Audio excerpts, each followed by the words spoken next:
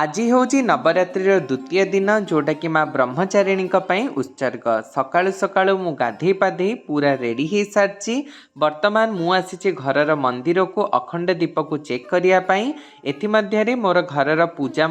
संपन्न हो सारी मु सुट करने को भूली जाइली किंतु आज मु यही रंगोली बनई यापर मु गोटे रेसिपी सुट करी बेलरे ए खरा दिन को नजर रखी मु बनई ठंडा ठंडा बेलपणा जहाँकि ए कड़ा खरा पेट को ठंडा आ मुंड को बहुत शांति देव। ए सबु काम सरिबा परे मो घर अगणारे खरारे पशुपक्षी मानकर पीवाई मु किछि पानीर व्यवस्था करछि तो सेटा मैला हो जाइथिबारु मु से कुंड को भलरे सफा करी पुणी थारे पानी भर्ती करुछि जोटा मु रेगुलारली करे एवं संध्या हो जाइतिला तेणु मोर संध्या पूजा भी संपन्न हो सारी एबे मु पढ़ुछि दुर्गा सप्तशती पूरा नवरात्रि 9 दिन जाए पढ़िबी। देखा गोटे नुआ ब्लॉग रे सेति पर्यंत जय जगन्नाथ।